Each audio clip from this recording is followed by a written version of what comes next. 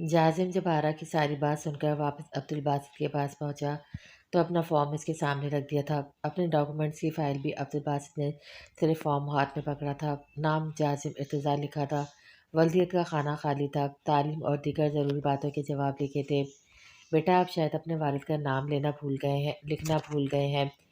عبدالباسط نے فارم جازم کے سامنے رکھ دیا۔ نہیں بھولا نہیں، میں نے خود خالی جوڑا ہے کیونکہ مجھے کسی نے لے کر پالا ہے۔ ان کے نام سے اب تک جان پہچان بنی رہی میری۔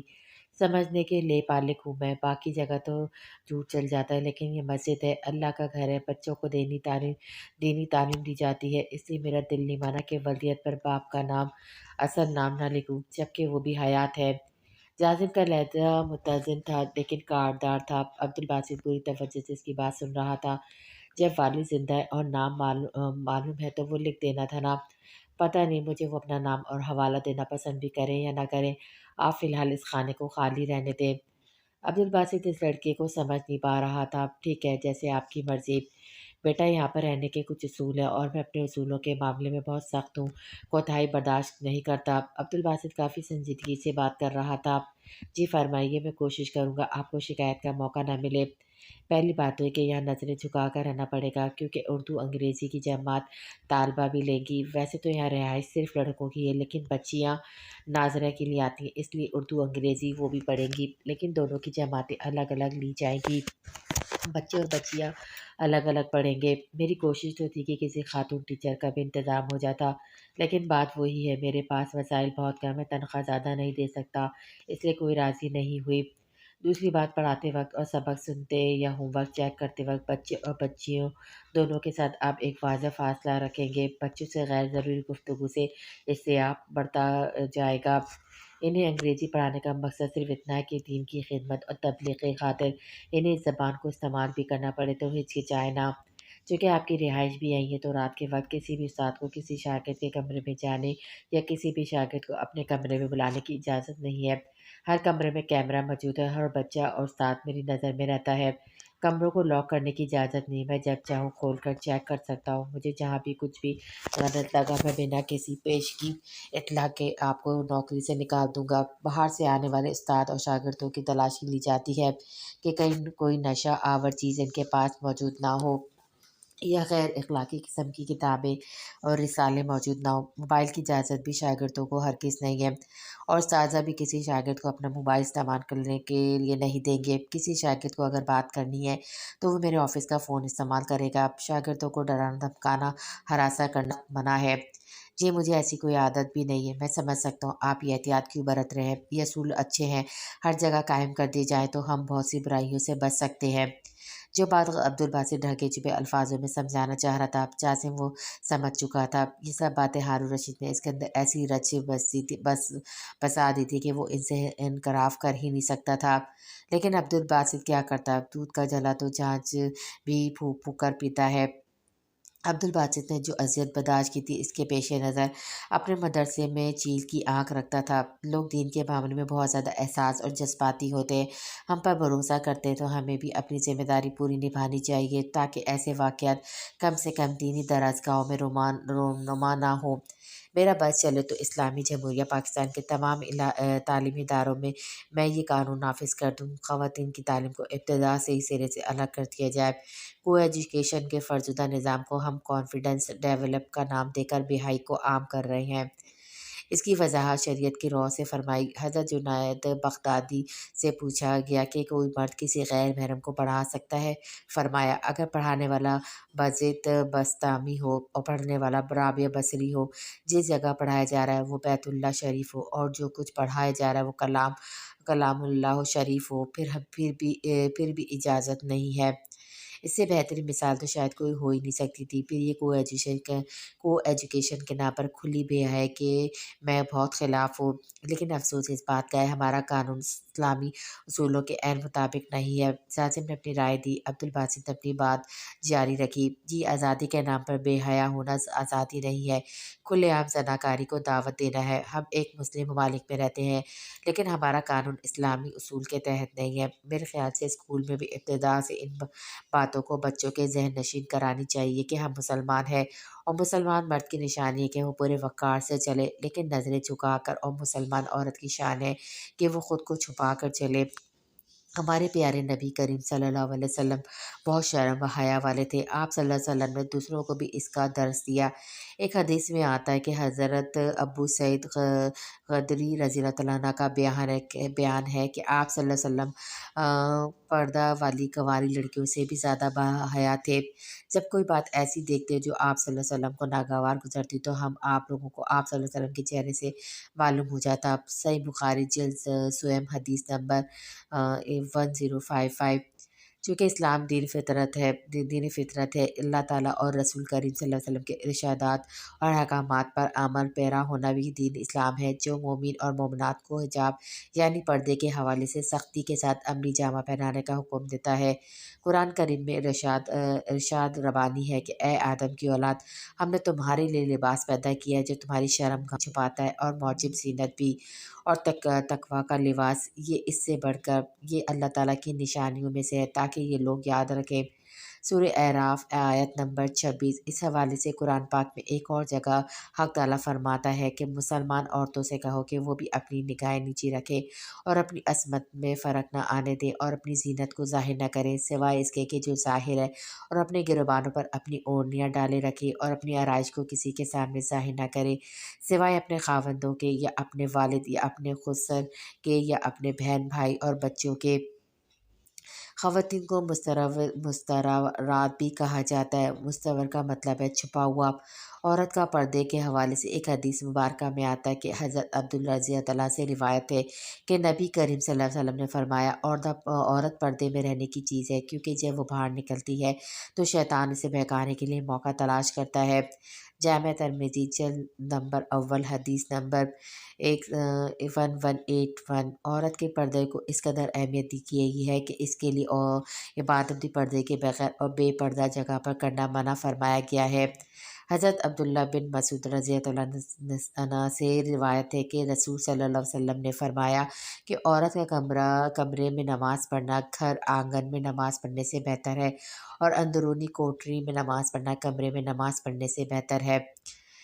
لیکن ہمارے ہاں مرد عورت کے تعلیمی نظام کو ایک ساتھ کر دیا گیا کہ اس کے بغیر ہمارا ملک ترقی کی طرح گامزن نہیں ہو سکتا۔ کیا دین سے دور ہو کر بے حیائی کو عام کر کے ہم ترقی کر سکتے ہیں؟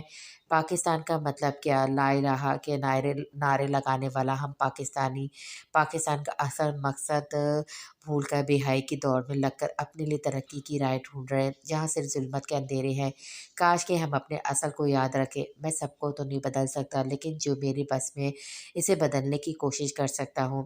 جازم بڑی خاموشی سے عبدالباسط کی باتیں سن رہا تھا۔ مدرسے میں اس نے باقاعدہ کلاسیں لینی شروع کر دی تھی۔ بچے بھی بہت دل جمی سے پڑھ رہے تھے۔ عبدالباسط سے جازم کی ملاقات صرف کھانے کے دسترخوان پر ہی ہوتی تھی۔ ہفتے میں ایک بار عبدالباسط تمام استادہ کے ساتھ بیٹھ کر ہنسی مذاق کی محفل بھی کرتے تھے، ساتھ ساتھ دین کی بات بھی ان کے اندر اتارنے کی کوشش کرتے تھے۔ عورت کے ساتھ احترام کے حوالے سے وہ سب سے زیادہ تلقین کرتے تھے۔ جازم نے نوٹ کیا تھا کہ وہ 24 گھنٹے مدرسے میں ہی رہتے تھے، باہر جاتے بھی تو مدرسے کے کام سے جاتے اور پھر واپس مدرسے میں آتے، اپنے گھر کا کبھی ذکر بھی نہیں کیا۔ ایک بار جازم نے عبدالغنی سے پوچھ ہی لیا، تمہارے ابو گھر کیوں نہیں جاتے؟ میرے خیال سے تو انہیں گھر والوں کو بھی وقت دینا چاہیے، گھر والے ہوں تو گھر والوں کو توجہ دیں۔ کیا مطلب تمہاری والدہ تو روز کھانا بھیجتی ہے؟ میری والدہ ابو جی کی بہن ہے، یہ میرے والد نہیں ماموں ہیں۔ میرے والد کے انتقال کے وقت میں بہت چھوٹا تھا، ماموں نے کبھی باپ کی کمی محسوس نہیں ہونے دی، بس شروع سے میں نے انہیں ابو جی کہنا شروع کر دیا تھا، سمجھ لو کہ عادت سی پڑ گئی ہے۔ عبدالغنی نے بتایا، تو ان کی اپنی کوئی فیملی نہیں ہے؟ نہیں، امی جان بتاتی ہے کہ انہوں نے ساری زندگی دین کے لیے وقف کر دی، گھر نہیں بسایا۔ جازم کچھ دیر چپ سا ہو گیا۔ کیا زندگی تھی اس کی، کیا فیملی تھی؟ ماں تنہا کوٹھے پر رہنے والیوں کی حفاظت پر معمور، اب باپ یہاں دین کی اشاعت پر اکیلا چل رہا تھا، اور وہ اپنے ماضی کے بکھرے موتی چن کر پھر سے مالا بنانے کی تک میں لگا ہوا تھا۔ 2 दिन तक तो इर्तिज़ा ने हया से कोई बात नहीं की, लेकिन तीसरे दिन इसे डॉक्टर पर चेकअप के लिए ले जाना चाहता था, इसलिए स्कूल जाने से पहले इसे नाश्ते की टेबल पर कह दिया, "शाम को तैयार रहना, डॉक्टर के पास जाना रूटीन चेकअप के लिए, और ख़बरदार जो तुमने डॉक्टर के सामने कुछ भी उल्टा-सीधा कहा तो।" हया को तंबिया करके वो चला गया। शाम को इसे फिर नए सिरे से डॉक्टर कपड़े लाकर दिए, ये पकड़ो और 10 मिनट में इंसान की बच्ची बनकर बाहर आओ। आइंदा मैं तुम्हें रुमाल के ट्राउज़र और शर्ट में ना देखूँ। हया ने खश्मीन नज़रों से इसे देखा था। वैसा ही रोबदार लहज़ा था। फिर शॉपिंग बैग पकड़कर कमरे में चली गई। शलवार कमीज़ पहने दुपट्टे इसने मफलर की तरह बस गर्दन पे ही लटका रखा हुआ था। बाल भी खुले छोड़े हुए थे। इर्तिज़ा की घुरी तेज़ हुई थी। बाल बाँधो अपने और दुपट्टा वैसे लो जैसे कि लड़कियाँ लेती हैं। वैसे मैं नहीं ले सकती। क्यों नहीं ले सकती? उसके पास आकर पूछने लगा। मेरा दम घुटता है, साँस नहीं आता, मैं बचपन से ऐसे लिबास नहीं पहने, बहुत इरिटेट होती हूँ। मैं बालों को दोनों हाथों से समेट कर हया ने ऊँची सी पोनीटेल बना ली थी, लेकिन दुपट्टा वैसे ही रहने दिया था, और तुम्हें इस हुलिये में देखकर मेरा दम घुटता है। मैं इरिटेट होता हूँ, तरीके से लो इसे। कभी उबैरा को देखा तुमने? तुम्हारी उम्र की है, तुम्हारी दोस्त भी है, कितनी सुलझी और तमीज़दार है। हया को खुद दुपट्टा पहनाते हुए इसने कहा, हया को तो जैसे आँख सी लग गई थी। सारे जहाँ की बुराई इन्हें बस मुझ में ही नज़र आती है। हुमैरा तमीज़दार है, बीवी इनकी फर्माबरदार थी, एक मैं ही बुरी हूँ। दिल ही दिल में वो बेच-वताब खा के रह गई थी। डॉक्टर से इसने ऐसी-वैसी कोई बात नहीं की थी। दिल में कहीं न कहीं हया को भी आज़िर को सज़ा दिलवाने की ख्वाहिश उठी थी। आगा जी ने तो साफ हाथ झाड़ लिए थे, लेकिन इसकी खातिर एक कदम उठाना भी एक तकलीफ़देह अमल था। डॉक्टर ने मेडिसिन चेंज कर दी थी। वापसी में इर्तिज़ा खामोशी से ड्राइव कर रहा था। मैंने सोच लिया है, बात हया ने शुरू की। अब क्या सोच लिया तुमने? इर्तिज़ा की सोच से ज़िद ही होता था, ये कि मुझे आपका साथ देना चाहिए। आखिर इसे भी तो सज़ा मिलनी चाहिए, जो ज़ुल्म करके भी खुलेआम दंदनाता फिर रहा है। हया ने गुस्से से दाँत पीस कर कहा, चलो अच्छी बात है कि कुछ अकल से काम ले लेती हो तुम। हया ने फिर खफ़ी से इसकी तरफ देखा। बात तो उसकी बहुत बुरी लगी थी, लेकिन ज़ब्त कर गई। एक दिन वो और रोमान बातों में मसरूफ़ थे। जब रोमान ने तान्या का ज़िक्र किया कि इर्तिज़ा तान्या की बहुत सी बातें रोमान को बताता था। रूमी, क्या तुम्हारी मम्मी बहुत खूबसूरत है? हया को कुछ तजस्सुस ही हुआ था। हाँ, खूबसूरत तो बहुत है, रोमान ने कुछ सोचते हुए कहा। तुमने देखा नहीं इन्हें? हाँ, पास चलो मुझे भी दिखाओ। हया फ़ौरन से उठने लगी।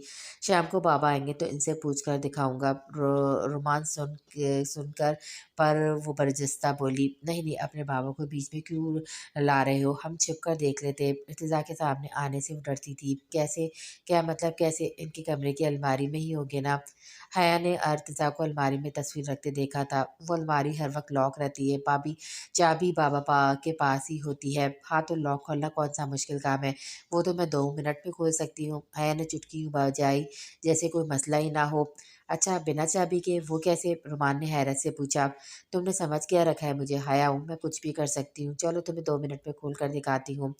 हया के साथ रुमान भी खड़ा हो गया। हया बड़े तजुर्बाकार चोरों की तरह सर से बाल पिन उतार कर लॉक में घुमाई, लेकिन लॉक नहीं खुला। रुमान तमस्कराना हँसी हँसने लगा। हया ने इसे घूर कर कहा, ज़्यादा दाँत मत निकालो, समझे, जाओ और पेचकस लेकर आओ। रुमान मुँह पर हाथ रखते हुए अपनी हँसी रोकते हुए कमरे से निकल गया। कुछ ही देर में पूरा टूल बॉ बॉक्स ही उठा लाया। आधा घंटा हया ने मुख्तलिफ तजुर्बे कर लिए थे, लेकिन लॉक नहीं खुला था। छोड़ दें अब मम्मी, आपके बस की बात नहीं है, हार मान लें। सवाल ही पैदा नहीं होता। इसे तो आज मैं खोल कर रहूँगी, देखूँ तो सही तुम्हारी मम्मी मुझसे कितनी ज़्यादा खूबसूरत थी, जो तुम्हारे बाबा मुझे ताने देते रहते हैं। अंदर ही अंदर इर्तिज़ा का दिया हुआ ताना आग लगाए हुआ था। इसे तान्या को देखना चाहती थी, लेकिन इस वक़्त इर्तिज़ा कमरे में आ चुका था। इसकी बात भी सुन चुका था, लेकिन वो लॉक खोलने में मगन थी। इर्तिज़ा की आमद से अक्सर बेखबर इर्तिज़ा रुमान के पीछे खड़ा हो गया। इसके कंधे पर उँगली से टक-टक किया। रुमान ने मतवाना अंदाज़ से पीछे देखा और दंग सा रह गया था। इससे पहले कि कुछ बोलता, बाप के सख्त तेवरे चढ़ा इसे घूरते हुए चुप रहने का इशारा किया। वो जल्दी से कमरे से निकल गया। पता था कि शामत पक्की है। इस दराज को खोलने की इजाज़त तो रुमान को भी नहीं थी। अब इर्तिज़ा रुमान की जगह खड़ा हो गया था। हया के ज़रा सा पीछे खामोश से खड़ा था। हया को ज़ोर आज़माई करते देख रहा था। ये भी बेकार है रूमी, ज़रा 4 मुँह वाला पेचकस देना। हया ने बिना देखे अपना हाथ पीछे की जानिब किया। इर्तिज़ा ने टूल बॉक्स से 4 मुँह वाला पेचकस इसके हाथ रख दिया। 5 मिनट की तफादुल के बाद इसने वो पेचकस वापस कर दिया। अब क्या करूँ, ये तो खुल के ही नहीं दे रहा, वो खुद से बड़बड़ाई थी। इर्तिज़ा ने चाबी इसके सामने कर दी। लो इसे ट्राई करो, शायद खुल जाए। इर्तिज़ा के हाथ से इसने बेध्यानी में चाबी ली और दराज खोलने लगी। दराज खुल गया, लेकिन साथ ही बंद अकल का दर भी खुल चुका था। चाबी जिसने दी थी वो आवाज़ इर्तिज़ा के खौफ से हया की आंखें फैली थी। इसने डरते-डरते पीछे देखा और हाथ बाँधे खड़ा था। वो सीधे खड़ी हो गई। मेरे कमरे में रहने की इजाज़त ज़रूर है तुम्हें, मेरे पर्सनल में घुसने की हरगिज़ नहीं। क्या कर रही थी यहाँ पर? वो उसे ज़रा बारीक न वो उसे नज़रों से देखते हुए बोला। हया ने पूरे कमरे में नज़र दौड़ाकर रूमी को ढूँढा जो पहले ही भाग चुका था।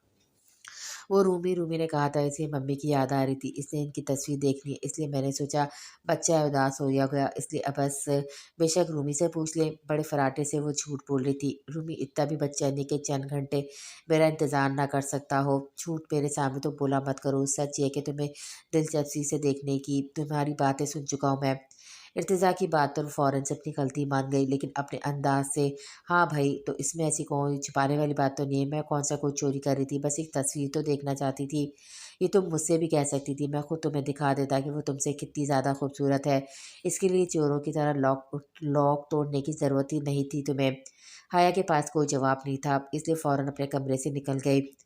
शम्स वो फिर यही नाम पुकारते हुए उठ बैठी थी। वो जाग ही रहा था, सोया नहीं था। तानिया, जाज़िम वो मार्केट में शम्स था, मार डालेगा मुझे, मुझे बेच देगा, मुझे इस वैश्य के पास भेज देगा। जाज़िम मार डालो, वो पूरी तरह से रो रही थी। जाज़िम के लिए सँभालना मुश्किल हो गया था। तानिया कोई नहीं यहाँ, हो क्या गया तुम्हें? होश में आओ, जिस कंडीशन में वो थी, वो इसे झंझोड़ भी नहीं सकता था। आप नहीं समझते, वो मुझे नहीं छोड़ेगा, वो कमाला है ना मेरा भाई, इसने शम्स की बहन को नहीं छोड़ा था, इसने मार डाला इसे। मुन्नी को मेरे भाई ने मार डाला था, शम्स मुझे बेच देगा। पता नहीं वो क्या बोल रही थी, लेकिन बुरी तरह पसीने से शराबोर थी, रो रही थी, घबराई भी, रंग लट्ठे की तरह सफ़ेद था, होंठ खौफ़ खौफ़ के मारे कँप-कँपा रहे थे। तानिया कोई नहीं है, यहाँ मैं हूँ, जाज़िम तुम्हारा शौहर, इधर देखो मेरी तरफ। वो जाज़िम को धक्के दे रही थी, बड़ी मुश्किल से इसे मज़बूती से थाम पाया था। वो भी तो मेरा शौहर ही था। जाज़िम इसने मुझे तलाक दी थी, फिर मुझे बेच दिया। अब भी मुझे बेच देगा, वो बेच देगा। मुझे ये कहते-कहते वो फिर से होश से गाफ़िल हो गई थी। पता नहीं कितने इंकशाफ अभी और बाकी थे। 2 सालों में बस डेढ़ साल ही अच्छा शायद गुज़रा था। अब शादी के शुरू वाली कैफ़ियत फिर इस पर सवार हुई थी और इस पर शिद्दत ज़्यादा थी। फिर वो जिस कंडीशन में थी, इसके लिए सबसे ज़्यादा नुकसानदेह था। सुबह ही वो उसे लेडी डॉक्टर के पास ले गया था। अब वो काफ़ी संभली हुई लग रही थी। रात वाली कैफ़ियत नहीं थी। खामोश थी, लेकिन आँसू तसलसल से जारी थे। डॉक्टर ने मेडिसिन में नींद की डोज़ शामिल कर दी थी। घर आकर वो कमरे में बैठ गई। जाज़िम ने इसे नाश्ता करवा के मेडिसिन दी। तानिया आराम करो तुम। तानिया नहीं, ज़ूबिया। मेरा नाम ज़ूबिया है। इसकी याददाश्त वापस आ चुकी थी। जाज़िम के साथ बैठ गया। मेरे लिए तुम तानिया ही हो। तानिया इसे गौर से देखने लगी। चेहरे पर वही अपनायत थी, वही मोहब्बत, वही फ़िक्रमंदी। कैसे इंसान हैं आप? अना नहीं है आप में, मेरी हर बुराई आपके सामने है। नफ़रत क्यों नहीं करते मुझसे? बहुत बुरी लड़की हुई मैं, घर से भागकर शादी की मैंने शम्स से। अपने घर वालों की इज़्ज़त ख़ाक में मिला दी। मेरी माँ मेरे सदमे से मर गई। मेरे भाई ने गैरत के बदले में शम्स की 15 साला बहन से निकाह कर लिया। इसे अपने बदले की हवस में मार डाला और इसके बदले में शम्स ने मुझे बेच डाला। जाज़ी मैं आपके काबिल तो कभी भी नहीं हूँ, फिर नफ़रत क्यों नहीं करते? खुदा के लिए मुझसे नफ़रत करो। मैं नफ़रत के काबिल हूँ। काश मुझे कुछ भी याद ना आता। काश कि मैं चिल्ला-चिल्ला कर सबसे कह सकूँ कि खुदा के लिए मोहब्बत कभी मत करना। मोहब्बत में सब कुछ जायज़ नहीं है। कभी अपनी इज़्ज़त का सौदा मत करना। मर जाना, लेकिन घर की दहलीज़ पार मत करना। कहीं मेरा जैसा अंजाम ना हो जाए। अरे जो तुम्हें इज़्ज़त से रुख़सत करवा के नहीं ले जा सकता, वो तुम्हें भगा कर ले जाने के बाद कैसे इज़्ज़त से रख सकता है? बेच देगा तुम्हें, भेड़ियों के आगे फेंक देगा नोच खाने के लिए। खुदारा कभी भी घर की तहरीस मत फैलाना। इससे बर्बाद एक लड़की नहीं, इसका पूरा घर हो जाता है। तुफ़ है ऐसी मोहब्बत पर। वो रो रही थी, बिलख रही थी। जाज़िम बामुश्किल खुद पर ज़ब्त बंधे हुआ था। अब क्या सज़ा देता इसे जो इसे मिली थी? वो अज़ियत कौन-सी कम थी? इसके बाद से तानिया बीमार रहने लगी थी। वक़्त से पहले ही ज़च्ची की तकलीफ़ में मुब्तला हुई थी। इस रात बारिश भी बहुत तूफ़ानी थी। वो कैसे इसे हॉस्पिटल लेकर पहुँचा वही जानता था। हज़ार कोशिश, सब्र, ज़ब्त, कुछ भी तो काम नहीं आया था। वो इसी अज़ियत को सहते-सहते बस एक एहसान जाज़िम पर कर गई थी। इसे रोमान की सूरत में एक बेटे से नवाज़ गई थी। आज तो वो बिल्कुल टूट गया था। 2 साल में क्या कुछ नहीं सहा था इसने। पहली बार इसे निकाह के बाद घर लाते हुए पूरे रास्ते घूंघट में इसकी सिसकियाँ सुनी थी। जाजिम को लगा शायद जो ज़्यादती इसके साथ हुई वो इस तकलीफ़ में इसकी मोहब्बत पाकर भूल जाएगी। कमरे में बैठने के बाद इसने पहली बार तानिया का चेहरा देखा था, देखता ही रह गया था। हद दर्जा हसीन लड़की थी वो, चेहरे पे भला की मासूमियत थी, फिर इसकी बीवी थी, इसलिए नज़रें हटाने का तो सवाल ही पैदा नहीं होता था। काफ़ी देर बस इसे रोते ही देखता रहा, माना कि बहुत हसीन है आप, रोते हुए हुस्न पर कुछ फ़र्क नहीं पड़ता, लेकिन अब बस करे, कितना रोएँगी? तानिया ने आँसू साफ़ किए थे, बामुश्किल जाज़िम की तरफ देखा, वो इसे देख रहा था।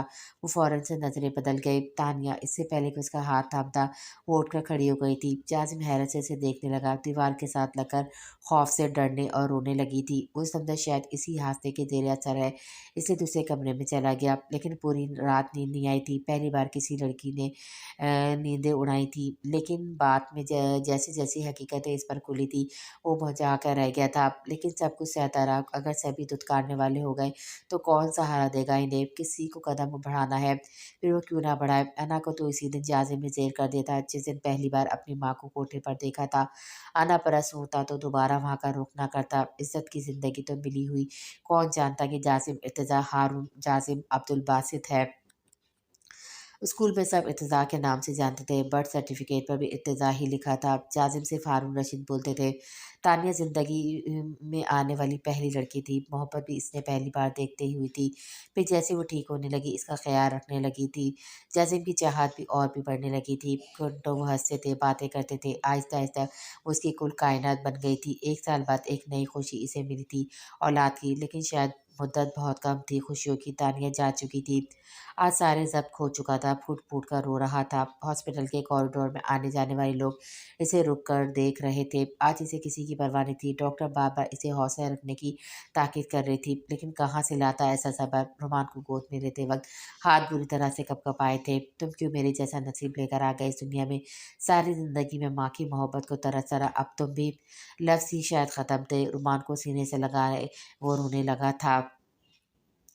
इस बार हया के साथ-साथ रुमान की भी बाप के हाथों अच्छी क्लास हुई थी। दोनों नज़रें झुकाए इंतज़ार की सुन रहे थे। ये तो खैर है ही ऐसी। रुमान तुम भी? हया ने चोर आँखों से इर्तिज़ा को देखा, जैसे कह रही हो कि मैंने ऐसे क्या चुरा लिया है? इतनी माँ की याद सता रही थी तुम्हें कि मेरे आने तक का सब्र नहीं हुआ था। बाबा वो इससे पहले रुमान मज़ीद हया की पोल पट्टियाँ खुलता हया ने इसका हाथ पकड़कर ज़रा-सा दबाया था कि इसकी इज़्ज़त रख ले। वो बेचारा चुप हो गया। आज के बाद तुम दोनों मुझे दोबारा ऐसी हरकत करते नजर आए तो देखो क्या हाल करता हूँ तुम दोनों का। अब जाओ यहाँ से। दोनों सीधा ही रुमान के कमरे में गए थे। दरवाज़ा बंद करके पहले तो दोनों ने लंबा गहरा सांस खींच कर लिया था। शुक्र है जान छूटी। बेवक्त दोनों की ज़बान से ये जुमला अदा हुआ था। फिर दोनों ने एक दूसरे की तरफ देखा। आपकी वजह से मुझे बिला वजह डांट पड़ी है। छोड़ो भीम रोमी, तुम्हारे बाबा को शौक है हर एक के सर पर मास्टर बनने का। अब ज़्यादा टेंशन मत लो, अगर हमें ऐसा कुछ करना भी हुआ तो सुबह के वक्त करेंगे। हमारी टाइमिंग ही गलत थी, हमने इनके आने की टाइमिंग पर ये सब किया। हया के मुँह से ये सब सुनकर रुमान ने हैरत से आँखें फैलाए मुँह खोले हया को देखा था। इतनी डाँट सुनने के बाद अब आप भी वो दराज़ को अब भी दराज़ को लेंगी? ऑफ़ कोर्स जब तक मैं तानिया को देख न लूँ मुझे चैन नहीं आएगा। हया अब भी अपने मौक़िफ़ पर कायम थी, लेकिन अगले रोज़ ऐसा कुछ करना ही नहीं पड़ा था। रुमान पहले एल्बम निकलवा चुका था। स्कूल से आते हया को अपने कमरे में ले गया। इर्तिज़ा बस लंच करते घर से चला जाता था, फिर शाम को ही लौटता था। तानिया को एल्बम में हया इतने गौर से वो तानिया को नहीं देख रही थी जितने गौर से इर्तिज़ा को इसे साथ देख रही थी। 10-12 साल पहले जिस कदर वो हैंडसम था, कई लड़कियां तो इस पर दिल ही हार बैठती होंगी। कई तस्वीरों में जासिम तानिया के गले हाथ डाले खड़ा था, कई जगह इसे मोहब्बत से देख रहा था, मुस्कुरा रहा था। मुस्कुराने पर से रुखसार पर पड़ता दम पर इसकी दिलकशी बढ़ा रहा था। तानिया बिलाशबा बहुत खूबसूरत थी, लेकिन हया को वो किसी तौर भी अपने से ज़्यादा खूबसूरत नहीं लगी थी। वैसे तुम्हारी मम्मी मुझ जैसी ही है, मतलब मुझसे ज़्यादा हसीन तो नहीं। हया ने इतराते हुए रुमान से कहा। हाँ हो सकता है, लेकिन मुझे आप ज़्यादा अच्छी लगती हैं।